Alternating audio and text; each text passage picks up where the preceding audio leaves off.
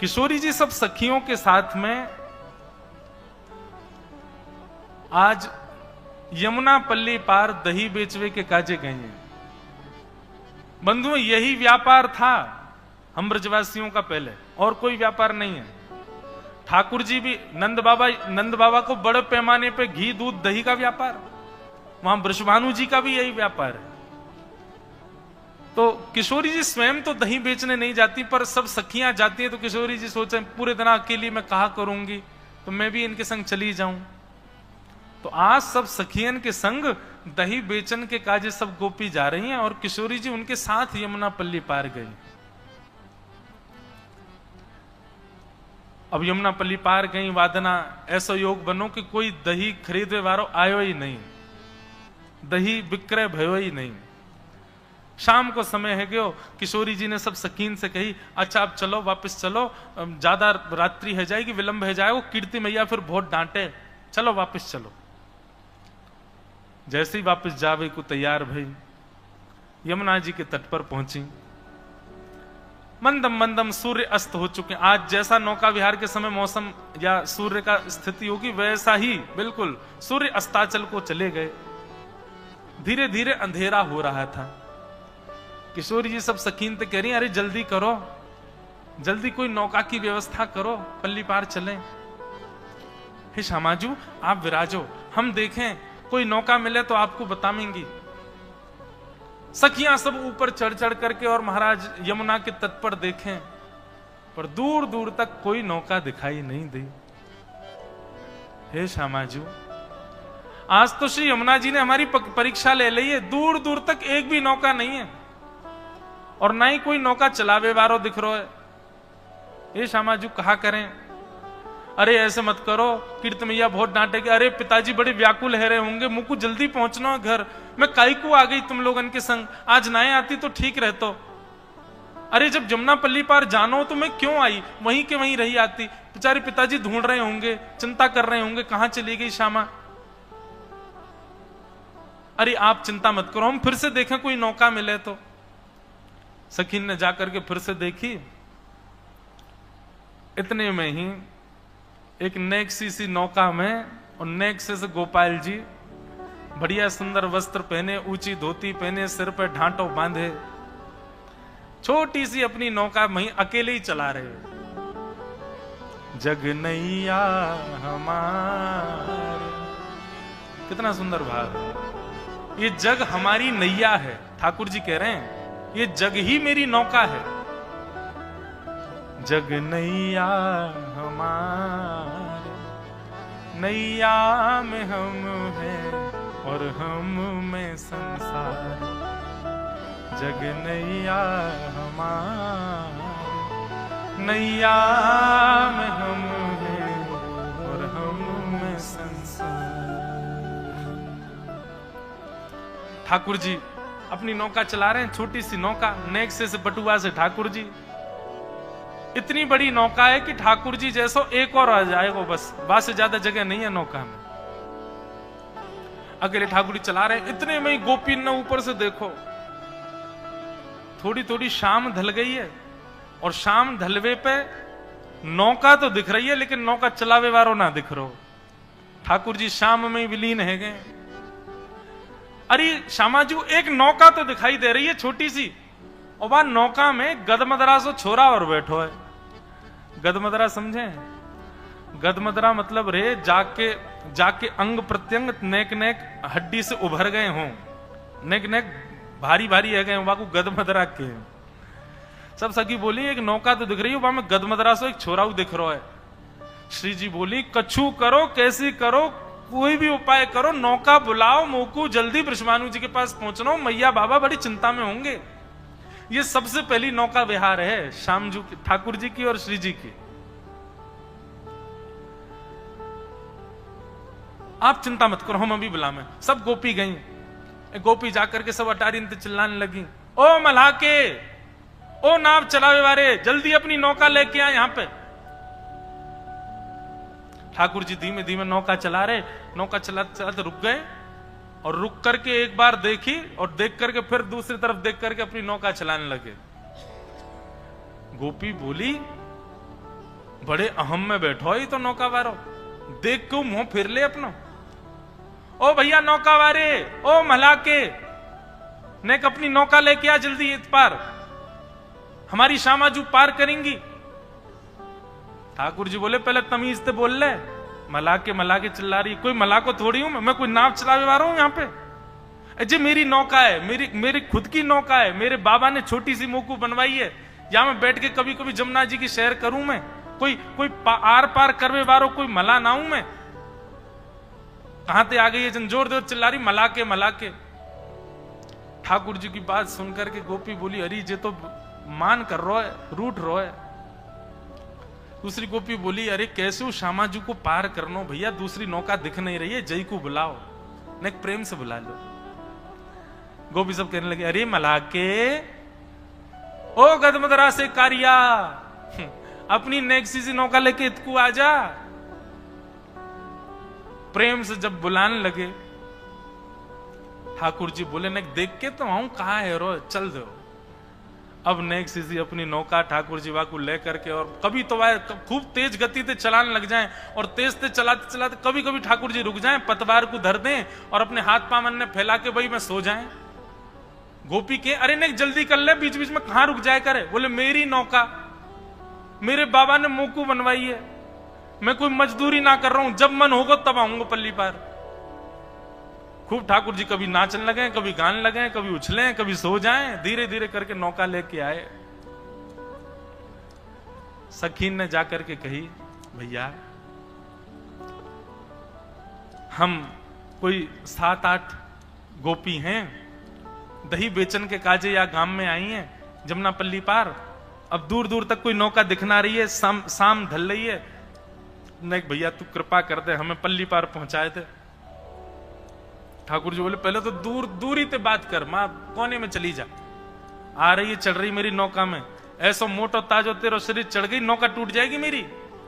और तुम कितनी सखी बताई? बोले 6-7 सखी हो, सबरी बैठ जाओगी, कहां लोगो मेरी नौका को। बोले अरे भैया मान जा, आपत्ति काल में तो इतना कर ही सके, हम सबरी लटक जाएंगी, कोई यहां लटक जाएगी, कोई पल्लंग को हो जाएगी, बैठा के न पार कर दे। ठाकुर जी बोले मैं ना कर रहा हूं पार। अब यहां ठाकुर जी की सखियों से थोड़ी ऐंठ तो चली रही थी। अच्छा एक बात है, हम श्री राधे जू के बल अभिमानी, किशोरी जी के उपासकों का लक्षण क्या है? जो हमारी श्री जी के उपासक हैं उन लोगों को लक्षण क्या है? श्री राधे जू के बल अभिमानी, किशोरी जी के बल को अभिमान जिनको रहवे वो कैसे रहमे? बोले टेढ़े रहे मोहन रसियासों, बोलत अटपटी वाणी। हमारी श्री जी के उपासक जो है ना वो ठाकुर जी से सीधे मुंह बात ना करें। किशोरी जी के उपासक लाला के पास जाएंगे और जाकर के ऐसे बात करें जैसे लाला कोई है ही, कछु है ही ना है। ललता विशाखा आदि सखी इनकी हमेशा जब देख लो तब ठाकुर जी से इनकी भेड़ होती रहे, ठाकुर जी से लड़ती रहे। मैं जब देखो ठाकुर जी की नोक झोंक चल रही है, मैं अपनी नाम में ना बैठाऊंगा, और जैसे ठाकुर जी अपनी नाम में बैठ के जान लगे सबरी नाम पकड़ ले, अरे अरे तेरे हाथ पांव जोड़े भैया मत जावे। वार्तालाप चल रही है। अच्छा अभी तक सखियों को पता नहीं है कि श्याम सुंदर ही है, थोड़ा भेष बदल के आए ठाकुर जी। इतने में किशोरी जी ने मन में विचार किया, इतनी देर है गई, ये कहां बातचीत चल रही है ना, चल के तो देखूं। तो हमारी यमुना जी में अब तो बिल्कुल ही खत्म हो गए, हमने बचपन में देखे श्री यमुना जी के किनारों पर ऐसे ऊंचे ऊंचे टीले होते रेत के कि यमुना स्नान कोई कर रहा है तो आपको दिखाई नहीं दे सकता रोड से। तो वह टीले के पीछे से श्री जी अब चढ़ करके आ रही हैं वहां की तरफ, और जैसे ही टीले के ऊपर किशोरी जी पधारी, लड़ते झगड़ते ठाकुर जी ने एक दृष्टि से नेक श्री जी को देखो। श्री जी को देखते ही ठाकुर जी की ना हाँ में परिवर्तित होने लगी। ए भैया तेरे हाथ पांव जोड़ रहे ने, पार कर दे। अच्छा अच्छा अच्छा ठीक है कर तो दूंगो, लेकिन पहले मोकू सबरी सखी आके दिखाओ तुम्हारो शरीर कैसो है। और तुम्हारो कोई वजन ज्यादा भयो तो मैं ना बैठाऊंगा अपनी नाव में, मेरी बाबा ने बनवाई है मेरे काज नाव, ऐसे थोड़ी सबन को बैठा लूंगा। सब सखियन में राधे जू प्यारी, मोहन के मन को लुभाए गई रे। आहा, सब सखियां आई और किशोरी जी तो वहीं पीछे खड़ी हैं, वो स्वामिनी है, वो अपनो थोड़ी बतावेंगी कि मेरो अंग प्रत्यंग, मेरो शरीर कैसो। सब सखी आकर के कह रही हैं, ठाकुर जी सबन को देख के, तू तो बहुत मोटी है, कौन है जातो है ना, तू तो डूब के जाइयो। और सुन, तू पल्ली पार जाग करेगी का, तू डूब ही जाए हमें, इतना भारी शरीर लेके डोल रही है, ब्रजमंडल पे श्रम दे रही है तू, चल पलंग को है जा। दूसरी गोपी आई, बोले बड़ी बूढ़ी है गई, अब तेरे बाट निहार रहे हैं वहां पे, शमशान चली जा तू तो यहीं से सीधी, कहा करेगी पार जाके।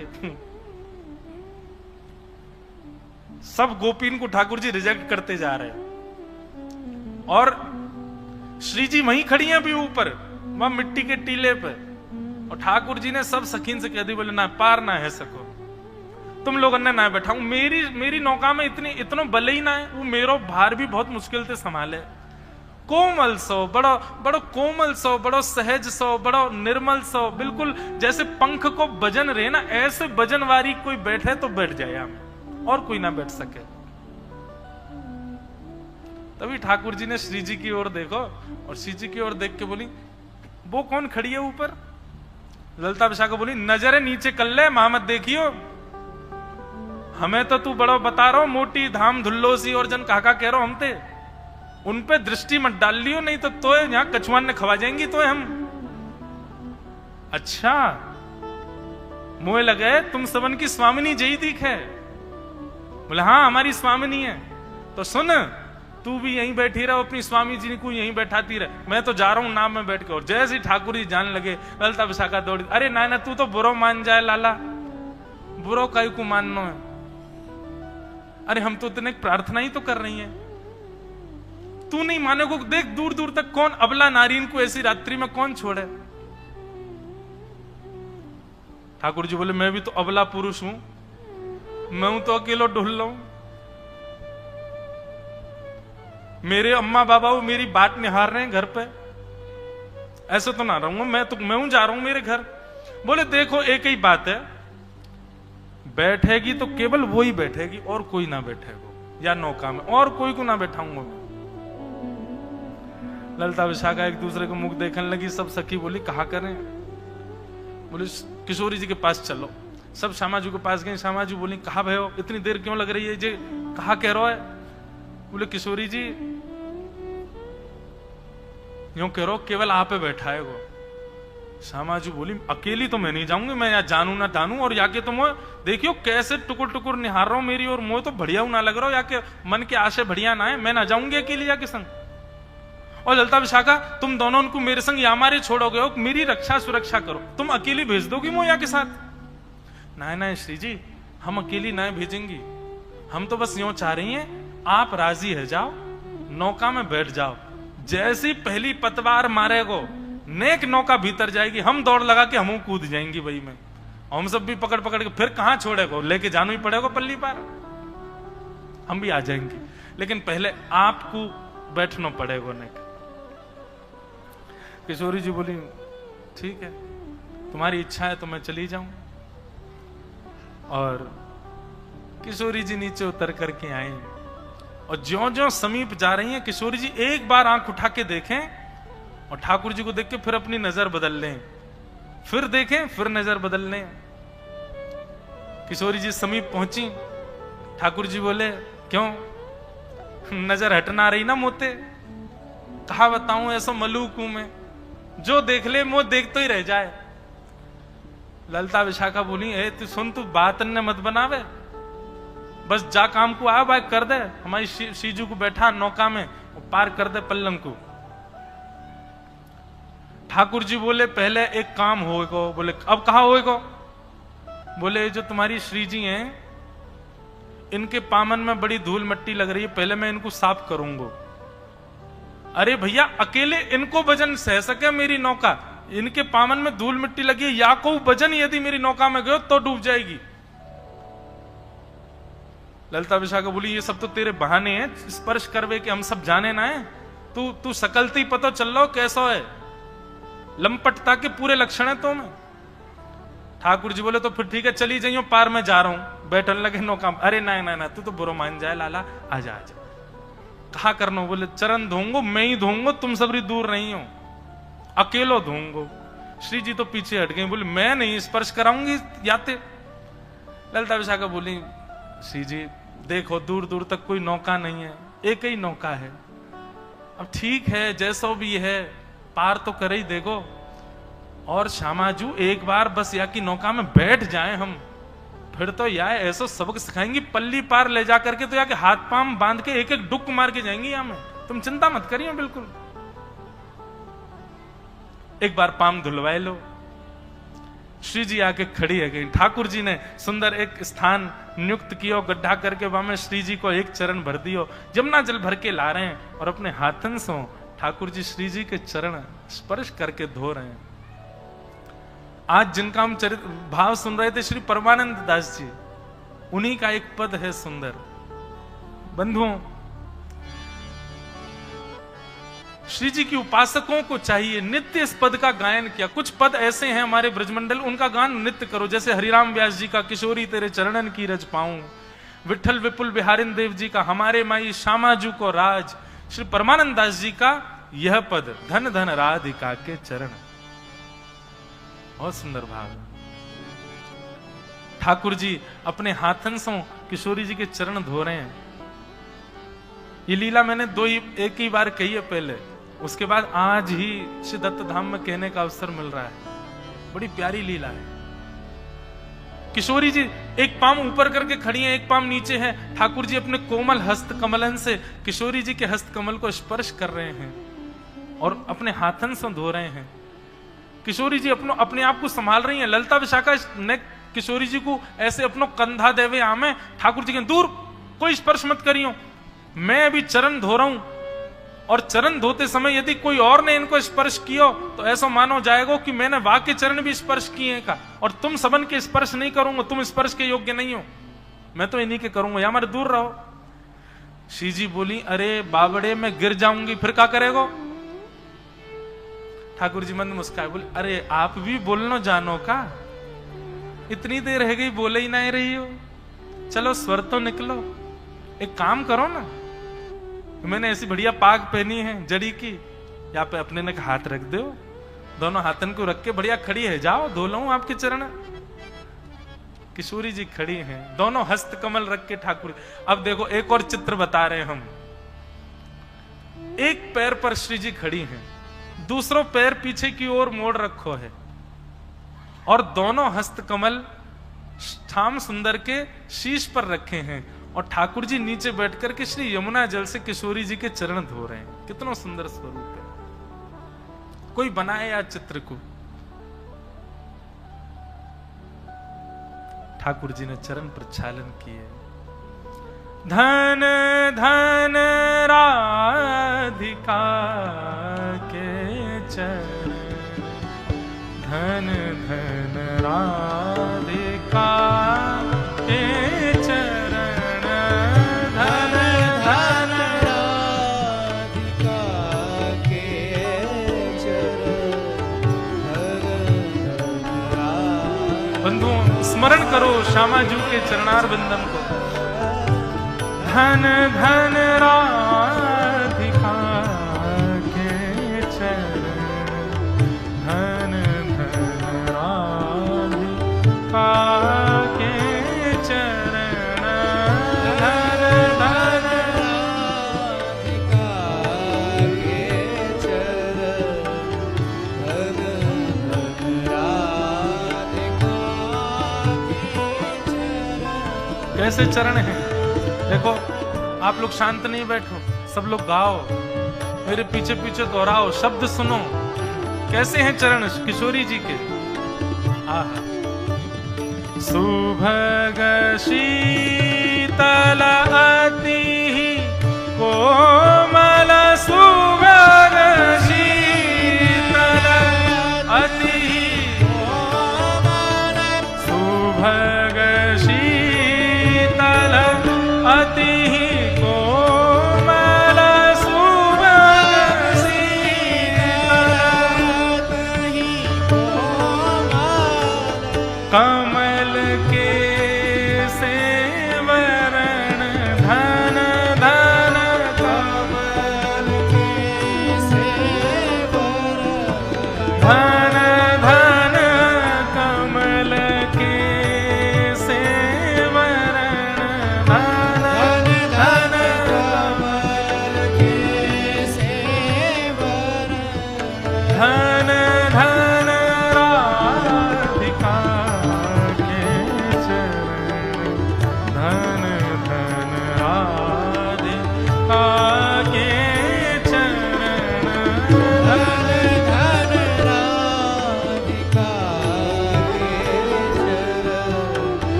भानु दुलारी की जय।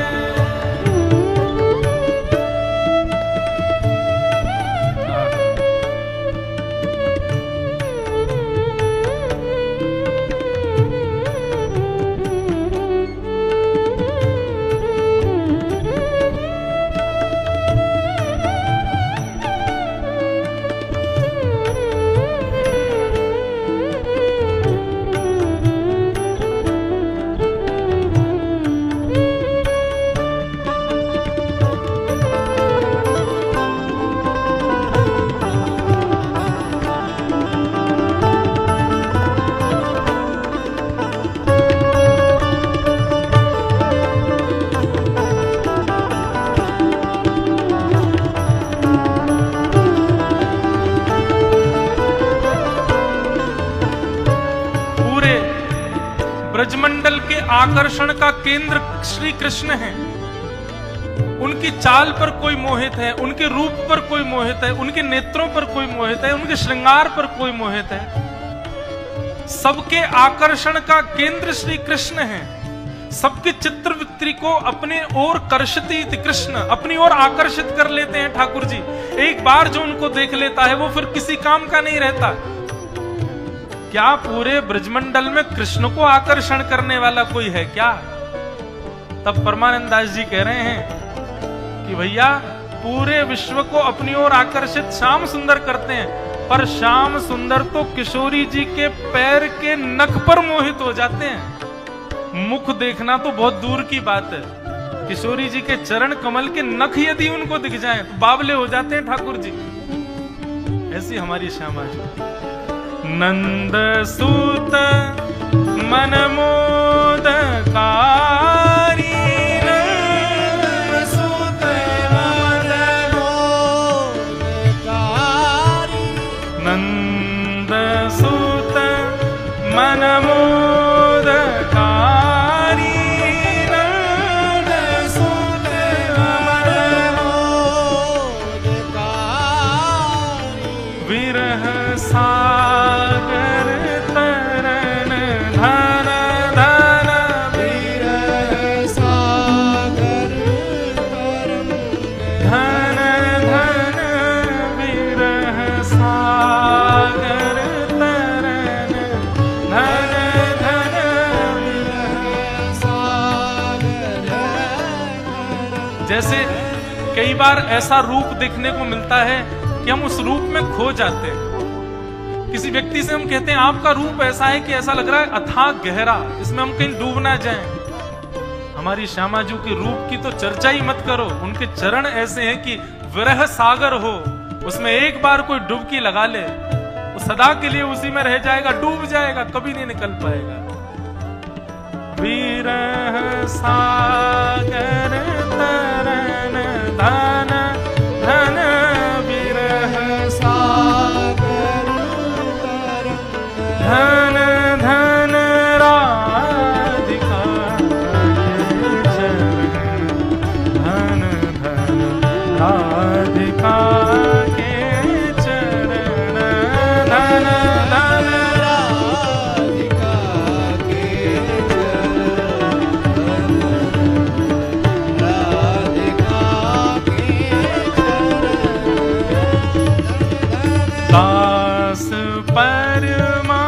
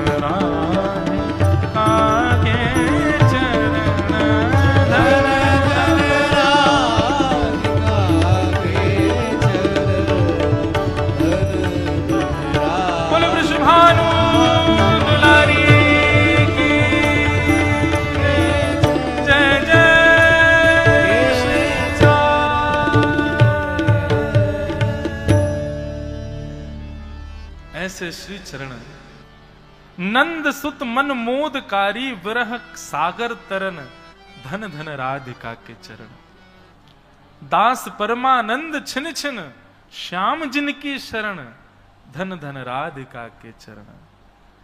ऐसे श्री किशोरी जी के चरणार बिंदों को ठाकुर जी अपने हाथों से प्रक्षालन कर रहे हैं और बीच बीच में सखियों से छुपा लेते हैं।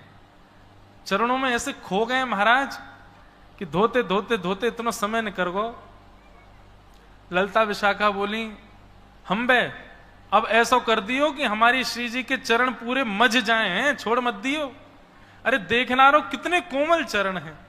अरे श्री जी हमारी कभी निष्ठुर पत्थर पे कभी अपनो चरण पधरा दे ना, वो पिघल जावे और तेरे हाथ देख अभी रुके ही नहीं रहे, डटे ही नहीं रहे। ठाकुर जी बोले नहीं नहीं, मैं तो बस यूं विचार कर रहे हो कि इनको कहीं पूरे मार्ग में जमुना पार करवे में कोई धूल कंकड़ी आकर के इनको श्रम नहीं करे, सब निकाल लो अंदर अंदर थे। ललता विशाखा ने अपने पाम भी आगे कर दिए हमारे धो देने। ठाकुर जी बोले तुम तो पीछे ही रहो, आ गई है बात बनामती। आओ आओ श्यामा जी आप विराजो यहाँ में, नौका में बैठो मेरी में। सब लोग पीछे रही हो, कोई मत आ जाइयो, मेरी नौका डूब जाएगी नहीं तो। किशोरी जी विराज गए, ठाकुर जी बैठ गए। अब किशोरी जी कहां है? ठाकुर जी की तरफ कमर करके बैठी हैं। मतलब नौका के दो छोड़ हूं मैं, एक छोड़ में तो चलावे वालों बैठे और एक छोड़ में यात्री बैठे। और तो किशोरी जी दूसरे छोड़ में बैठी हैं और दूसरी छोड़ में भी पल्ली तरफ मुंह करके बैठी हैं। किशोरी जी बैठ गए।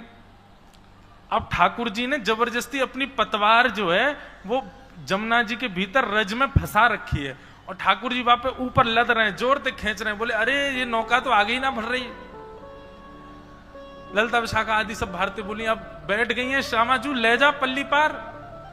बोले अरे बढ़ना रही है ये आगे, क्यों ना बढ़ रही?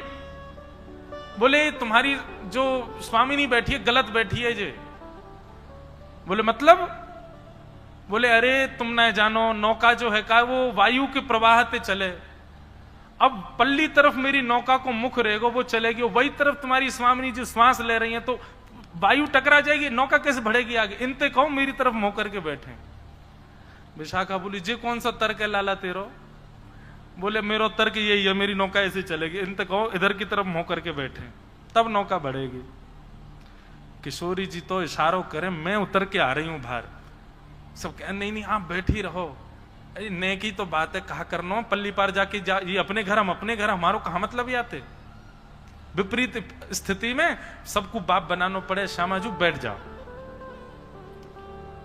किशोरी जी ठाकुर जी की तरफ मुंह करके बैठ गई, लेकिन मुंह की भौं चढ़ा रखी है, भौं चढ़ा रखी है, प्रेम भर के नहीं देख रही हैं। ठाकुर जी ने नौका नेक बाहर लाई और जैसे ही नौका जमुना जी में पहुंची इतने में तो सब सखीन ने धावो बोल दियो, दौड़ करके गई, कोई कहीं ते कोई कहीं ते, और सबरी चढ़ गई वहां में नौका में। जाकू जहां जगह मिली वहीं सबरी चढ़ चढ़ के बैठ गई और कई तो ठाकुर जी गोद में जाके बैठ गई। ठाकुर जी बोले दारी तुम में ऐसी लात मारूंगा गिरोगी जाके जमुना जी में। कैसे चढ़ गई? मेरी नौका डूब जाएगी। बोले ना डूब रही। अब सुन, अब बीच में पहुंच गए, हम डूबी तो तू वे ले चलेंगी संग में, अब चुपचाप हमें पार करा दे पल्लंग को। बैठ गई सबरी। अब ठाकुर जी को बड़ा व्यवधान हो गया। श्री जी पल्लंग को बैठी हैं, बीच में सबरी सखी बैठ गई हैं, यहां ठाकुर जी। ठाकुर जी कह रहे हैं कहा करूं कैसे करूं, मेरा तो मन ही ना लग रहा, गूंज कम करो। चलाते चलाते ठाकुर जी ने अपनी पतवार रोक दी और रोक करके अपने पाम ऊपर करके ठाकुर जी तो पौड़ गए। देखो नौका विहार जो निकुंज और निभृत निकुंज की है ना, उसमें तो बड़ी नौका है, व्यवस्थित नौका है, सब व्यवस्था है, पर ये तो सबसे पहला नौका विहार है श्यामा श्याम का, जो नियोजित नहीं है, पूर्व निश्चित नहीं है, बस गलती से है गए हुआ है। इसके अंत में जब सब गोपियों को पता चला कि ये श्याम सुंदर हैं, तब से गोपियों के चित्त में इच्छा होगी ऐसी नौका विहार तो होती रहे। तो फिर इसके बाद जितनी भी नौका विहार हुए वो सब नियोजित हुए, सब पहले से पूर्ण व्यवस्था के साथ हुए। ये बिना व्यवस्था की और बड़ी अटपटी सी और बड़ी प्यारी नौका विहार है ठाकुर जी की। ठाकुर जी तो पांव ऊपर करके और लेट गए। सब गोपी मुनि देख बीच नौका में ले आया है जमुना जी में, और यहां आके देख नौका रोक दी है याने। सब सखी बोली अब कहा भयो? ठाकुर जी बोले तुम कहा जानो नौका चलावे में कितना श्रम होवे, भूख लग रही है मुंह बहुत जोर ते। अब मुझको भोजन चाहिए, भोजन मिलेगा तो नौका पल्ली पार होएगी, और भोजन नहीं मिलेगा तो कैसे जाऊंगा पल्ली पार, मेरा श्रम हो जाएगा। तुम लोगन पे चलानी आवे ना है, चलाने वालों जानकार केवल मैं ही हूं, मोह लगी है भूख, पहले मैं भोजन कराओ। सखी बोल अब बीच जमुना जी में तुमको भोजन कहां ला में? अरे मेरा भोजन तो तुम्हारे पास ही है, ये जितनी तुम पे दही और मक्खन आदि सब रखे जी मेरा भोजन है, कराओ मुझे। सब सखियन ने अपनी अपनी हंडी ले जाके धर दी। बोले ले पाले या कूबी, कछु छोड़ मत दियो, नहीं तो पल्ली पार उतर के कहो तो कहीं कहे कि मुझ कछु धन दो, या तो बढ़िया तू दही दूध घी ये सब खा ले। ठाकुर जी बोले हम्बे मैं छोटा सा लाला हूं अपनी मैया को, और मैं अपने हाथ से ना पाऊं, मैया बैठा के गोद में अपने हाथ से पवावे मोकू। अरे मुंह आवे ही ना है, नेक नेक से छोटे छोटे से मेरे हाथ मुंह पे तो पानो ही ना आवे। सखी बोली तो तू कहा सोच रहा, हम तो ये पवाएंगी अपने हाथन से, हम तेरे तेरे तेरे मुंह में खवाएंगे ये सब। ठाकुर जी बोले राम राम राम राम, तुम्हारे हाथन ते थोड़ी पाऊंगो, इतने बुरे बुरे कारे कारे से हाथ। मेरी यशोदा मैया को तो ऐसा कोमल सो हाथ है, चंद्रमा जैसो गोरो गोरो, बातें खाऊं मैं तो, और मेरी मैया जैसो हाथ तो केवल तुम्हारी स्वामिनी को, वो खवावेगी तो खाऊंगा। अब तो भैया एक ही बात है, नौका आगे तभी बढ़ेगी जब मेरा पेट भरेगा, और मेरा पेट तभी भरेगा जब तुम्हारी स्वामिनी आकर के मुंह को खवावेगी। और बीच मझधार में खड़े हैं, कहा करें। स्वामिनी जी बोली मेरी तरफ देखियो भी मत ललता विशाखा, तुम्हारी 3 बात मान ली मैं अब नहीं मानूंगी। अरे कौन है पता ना, मैं जानू ना तानू, या अपने हाथ क्यों खवाऊं मैं? पर जावेद मुंह ते ब्याह करो, नहीं तो पल्ली पार नहीं उतारूंगा। तो तुम यूं कह दोगे झूठे को ब्याह कर लो श्यामाजू, पल्ली पार तो छोड़ ही देगो। सब सखियां मनोहार कर रही हैं। किशोरी जी उदास, उदास तो नहीं है, गुस्सा में है, और रूठी रूठी सी आ रही है। ठाकुर जी को भी कछु रूठी वही ज्यादा प्रिय लगे श्यामाजू, मनावे में सुख मिले ना। अभी तक नहीं पता सबन को कि ठाकुर जी हैं, ऐसा रूप बना के गए महाराज, मोटो मोटो काजल लगा करके, और बढ़िया माथे के नीचे तक अपनी पाग पहन के, और ऐसे गले में कड़ूला उड़ूला पहन के गए, पहचान में ही नहीं आ रहे कौन है। ठाकुर जी बैठ गए मुंह खोल के, आओ पवाओ, यहीं दियो सब हैं, इधर उधर मत लगाए दियो, कोमल से हाथ है, नहीं दांतन ते बचाए लियो कहीं काट ना लूं। किशोरी जी हाथ ते अपने ते सामग्री ले रही हैं, और अब वैसे तो देखती नहीं है ठाकुर जी को, लेकिन सामग्री मुंह में जाए तो वाकई लिया तो देखना पड़ेगा। तो जैसे ही ठाकुर जी की तरफ दृष्टि डालती हैं तो किशोरी जी के नेत्र ऐसे आकर्षित हो जाते हैं, वो किस प्रकार मुख खोल रहे हैं, मुख खोलने पर उनकी 2 दंतावली दिख रही हैं, मुख खोलने पर जो अंदर की जिह्वा है उसमें उसका भी एक अलग ही रंग है, वो मुख के आसपास का जो ओष्ठ का ऊपरी भाग नीची भाग है वो इतना सुंदर इतना आकर्षक लग रहा है। किशोरी जी अब चाह करके भी अपनी दृष्टि हटा नहीं पा रही हैं। किशोरी जी कह रही हैं ऐसी स्थिति तो केवल श्याम सुंदर को देख करके होवे, जी कौन है, यहां से मेरी दृष्टि हट क्यों नहीं पा रही है। आहा, किशोरी जी पवाते पवाते नेक ओष्ठ से ऊपर नासिका, और नासिका से ऊपर नेक मध्य भाग, और जैसे ही ठाकुर जी के नेत्रन में देखो है, आहा, मृग मृग के भांति ठाकुर जी के कटाक्ष नयन अपनी ओर आकर्षित कर रहे हैं, और वहां में भी मंद मंद मुस्कुराते हुए ठाकुर जी श्यामाजू को देख रहे हैं। श्री जी को रोम रोम पुलकित है गयो, नेत्रन से अविरल अश्रुधार गिरने लगी, मन रूपी मयूर नृत्य करने लगो। ठाकुर जी किशोरी जी को देख रहे हैं, किशोरी जी ठाकुर जी को देख रही हैं। पीछे खड़ी सब सखियां मन में विचार कर रही हैं, जी कहा भयो भैया ये स्तब्ध क्यों है गए दोनों। किशोरी जी ने जाकर के ललता विशाखा ने जाकर के किशोरी जी को ने चेतायो, तब श्यामाजू को एक होश आयो। होश आती अपने आंख मीड़न लगी, बोले नहीं नहीं नहीं श्याम सुंदर नहीं है। श्याम, अरे मुझे ऐसा लगी श्याम सुंदर तो नहीं। अरे इतना बुरा श्याम सुंदर तो बड़ा सुंदर है श्री जी, जो श्याम सुंदर थोड़ा ही है। श्री जी ने स्वयं को संभाल लियो, पीछे जाके बैठ गई, लेकिन मन में विचार कर रही हूं मैं क्यों आकर्षित हुई। मेरे नेत्र तो और कोई को निहारे ही ना है ठाकुर जी के अलावा। हारे लाला अब तेरो पेट भर को चल, अब नौका चला। ठाकुर जी नौका चला में बीच भंवर में जाकर फिर घुमा ले, फिर वापस ले जाने लगे, फिर बीच में फिर घुमा ले, फिर वापस ले जाने लगे। सब सखी बोली कहा भयो, बोले पतो ना नौका चलावे में सुख ना मिल लो, आनंद ना आ रो।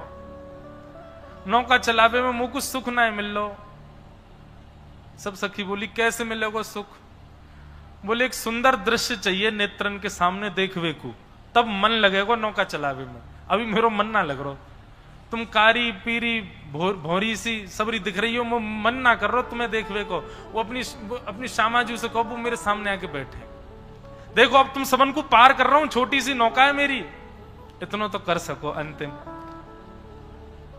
ललिता बोली मोह देख ले, इतना ही देखवे को तेरो मने मेरो मुख देखते देखते पार कर दे। ठाकुर जी बोले डूब के प्राण ना त्याग दूं मैं तो देख लूं। किशोरी जी को बुला, श्यामाजू को बुला, वो ही बैठे, उनको देखते देखते पार करूंगा। श्यामाजू के भी मन में कौतुक तो है कि मैं भी जाऊं आगे बैठूं, नहीं देखूं तो सही आके प्रति चित्तवृत्ति आकर्षित क्यों भई है।